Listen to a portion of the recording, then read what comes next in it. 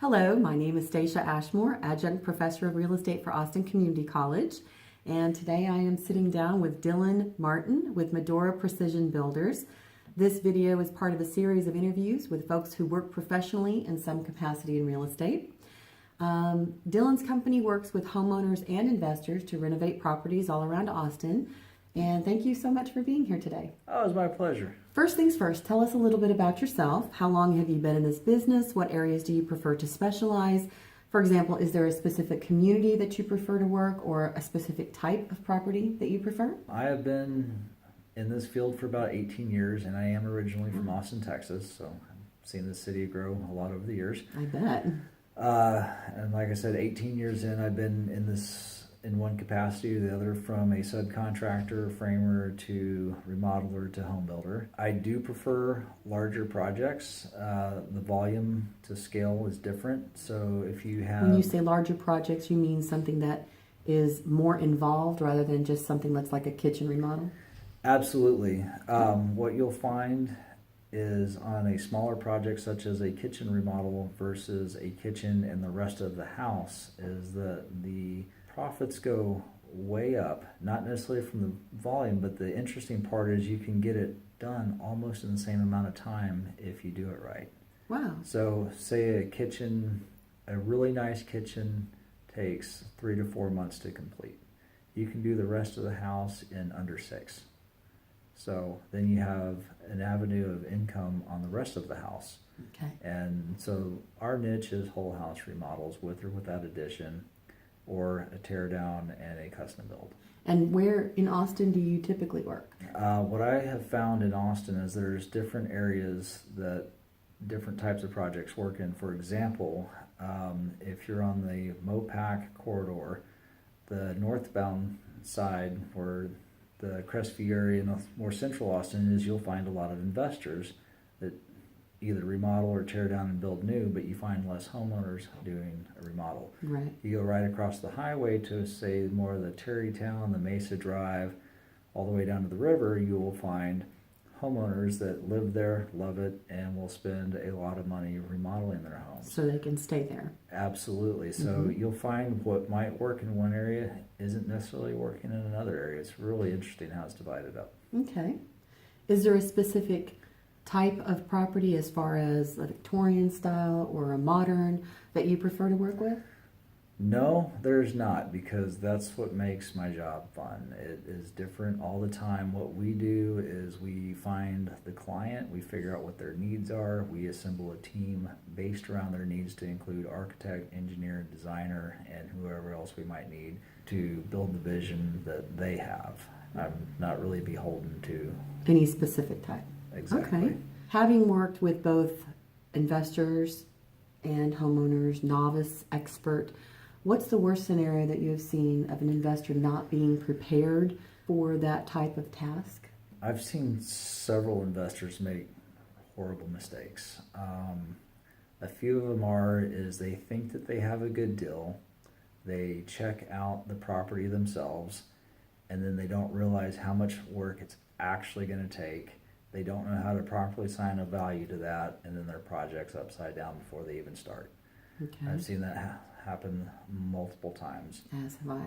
Or you get an investor who wants to make a really good margin on an investment property, and so what they do is they try to find the cheapest builder they can find, and the cheapest subcontractors they can find, and the cheapest materials they can find.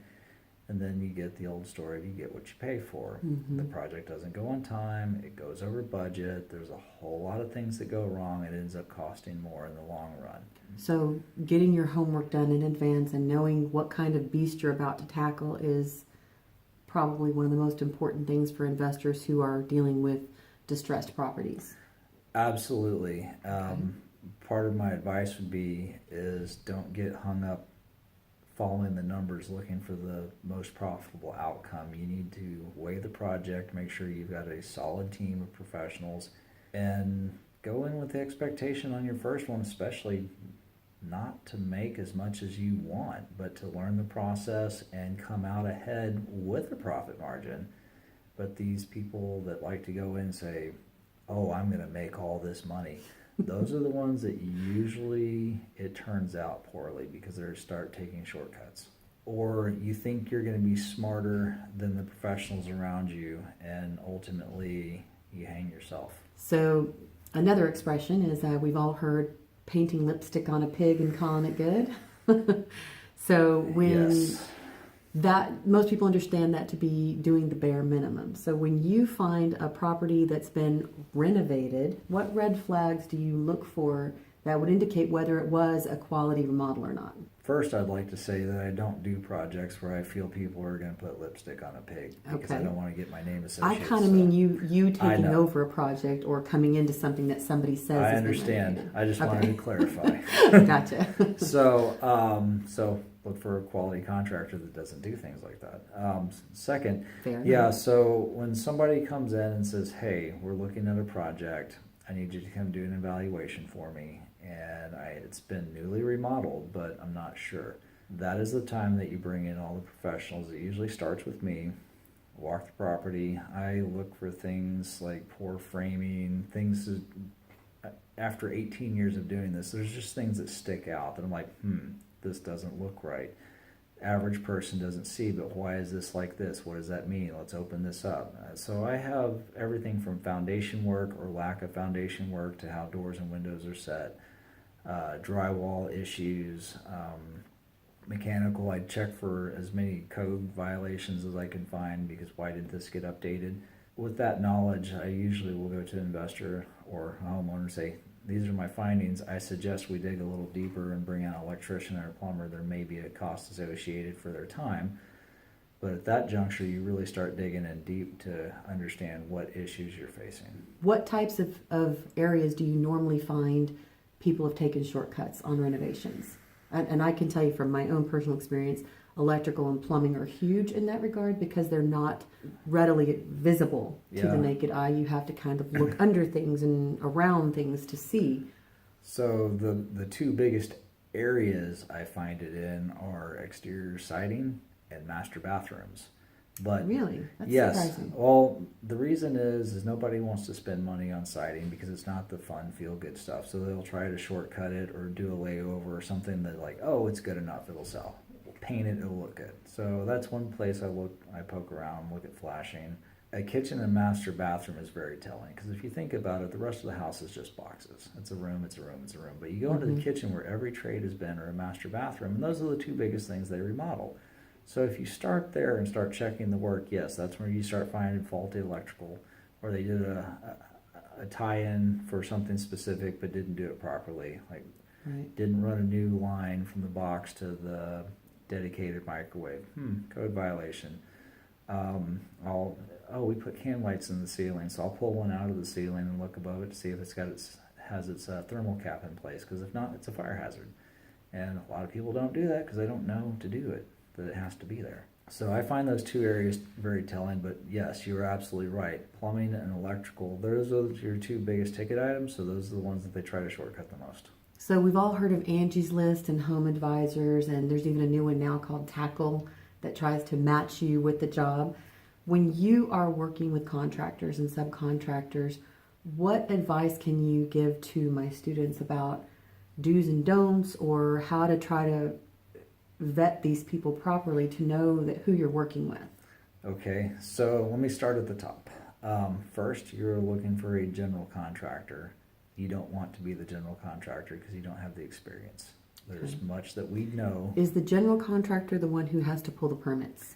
That's a yes and no answer. So the general contractor does not have to pull the permits. The homeowner can, but it's a shift of liability. And most general, I prefer to pull my own permits. That way I'm in control of them. I would highly recommend the general contractor pull the permits because, again, if this is not what you do every day, you're not going to know how to navigate these things. Right. It's usually not a huge cost driver. It's more of a convenience thing, and it's what we do every day. So you get a vetted general contractor. Typically, word of mouth is going to be your best way. You can get online, you can look at websites, you can do Google searches, but ultimately you're going to need reviews. But if you know, talk to people or call an architect that can recommend one because they won't typically recommend a bad one that will make them look bad. That's a good way to start.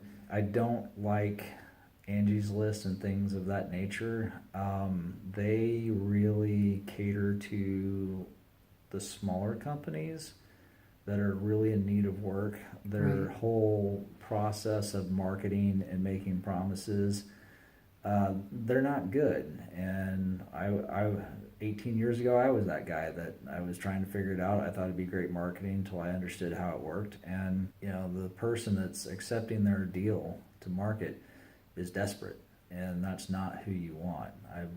I don't take subcontractors off of them either, because that tells me that they're really hurting. Now, occasionally you will find one that's good, but then the question is, why didn't I find you elsewhere? And sometimes they're just starting out and they're marketing young. is awfully hard for small businesses, as you know. It is, but I can But go I to agree other with word of contractors. mouth. Yeah. I can go to other contractors. I can go do Google searches on paint companies, and I can find people. I will go to Yelp long before I will go to Angie's List, because what Angie's List does is they say, hey, sign up with us for this small amount, and then you're going to pay X amount of dollars per lead that we send you. So Right. this person is already paying money just to get your name and number.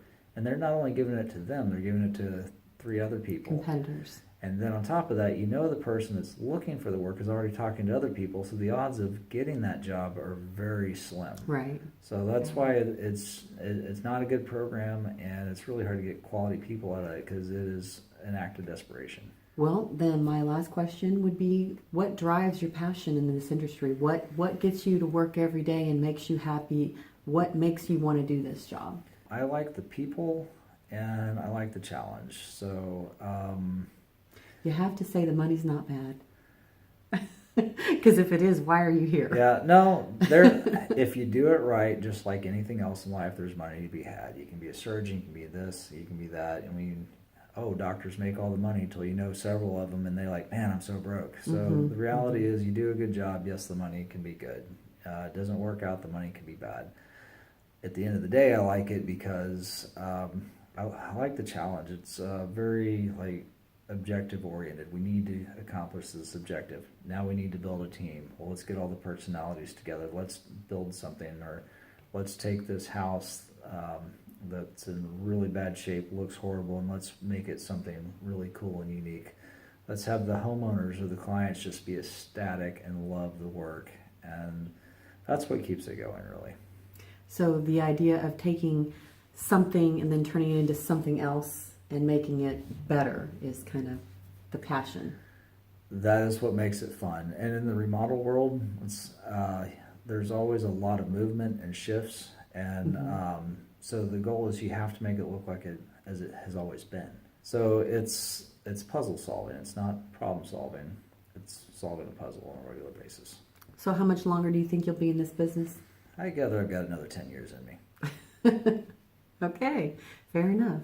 Well, thank you so very much for meeting with me today. I really Absolutely. do appreciate it. And stay tuned for more interviews. Talk to you soon. Bye.